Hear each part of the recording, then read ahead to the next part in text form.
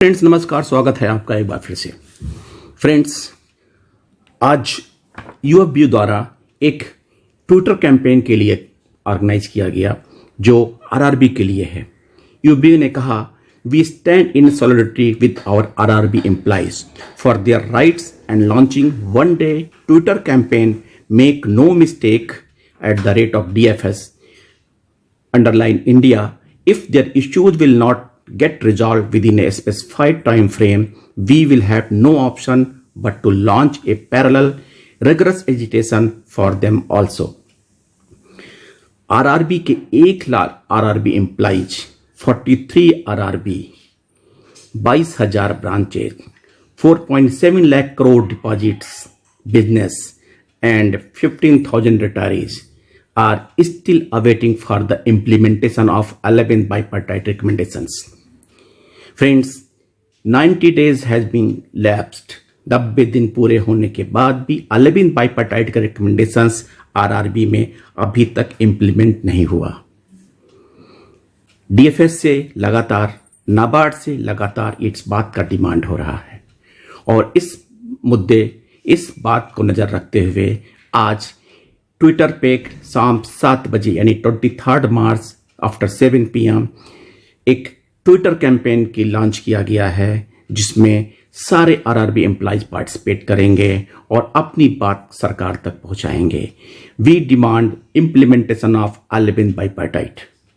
Friends, it is really injustice with RRB employees.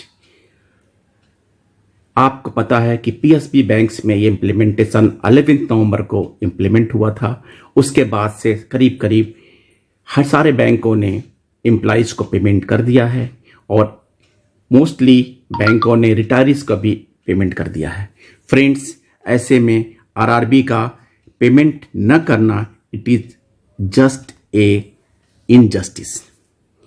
इसके बाद आज एक ट्रेंड चला ट्विटर पे, after FM Nirmala Sitharaman says can not run banks efficiently, FM resign trends on Twitter.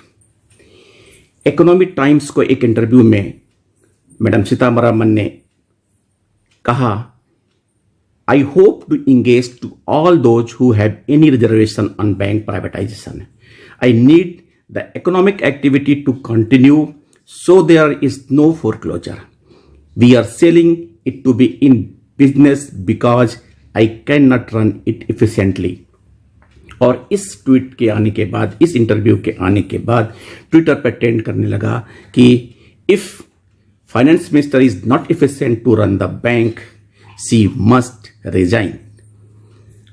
FM resigns trend on Twitter.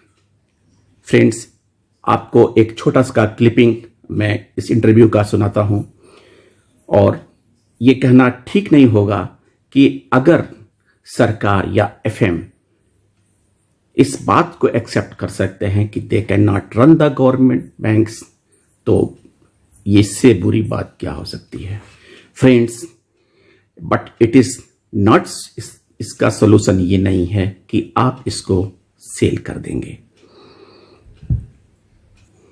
Friends, UFBU ने call किया है कि कंटिन्यू द स्ट्रगल, यानी कि हम अपना स्ट्रगल कंटिन्यू रखेंगे और जैसा कि गवर्नमेंट ने पहले कह दिया है, गवर्नमेंट का स्टैंड है कि हम इसको प्राइवेटाइजेशन करेंगे ही करेंगे।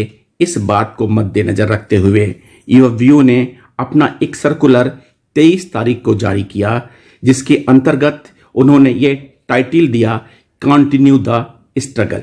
और उसमें उस सर्कुलर में उन्होंने अपने इन्वेस्टर ऑफिसर्स को, इन्वेस्टर एम्प्लॉइज को धन्यवाद दिया, ट्रेड यूनियंस को धन्यवाद दिया और साथ में उन पॉलिटिकल पार्टियों को भी थैंक्स बोला जिन्होंने पार्टिसिपेट 15-16 मार्च के स्ट्राइक के लिए सपोर्ट किया था। और इनके साथ साथ उन्होंने ये कैंपेन किया कि ये स्ट्रगल देख चलेगा और जैसा कि हमने पिटीशन फाइल करने का कैंपेन चलाया था वो सक्सेसफुल रहा और देश बचाओ बैंक बचाओ हैशटैग जो ट्विटर पे ट्रेंड कर रहा था, दैट वाज नंबर 1। इसके अलावा जो हमने ट्विटर ट्रेंड्स कैंपेन, पिटीशन सब सक्सेसफुल रहे हैं। और इसके तहत उन्होंने एक बृहद चॉकआउट प्रोग्राम किया है, जिसके हिसाब से collections of 5 crore signatures from the people in the petition to Prime Minister with the copy to the Honorable Speaker during the April-May-June 21. Organizational meeting at all levels during April 21 to ensure total membership contact. Mass rallies, dharnas, seminars, workshops, etc. in all the states in April, May and June 21. To be decided in respective state according to the local convenience. Fourth, national-wide strikes, intermittent strikes, prolonged strikes as may be warranted, look into the developments, date to be announced later. Strike call at short notice if government announcement any decision on the privatization of banks. उनका कहना था कि यदि बीच अगर government का जैसा भी decision आएगा उसके लिए शॉर्ट नोटिस पे हम स्ट्राइक का आह्वान कर सकते हैं।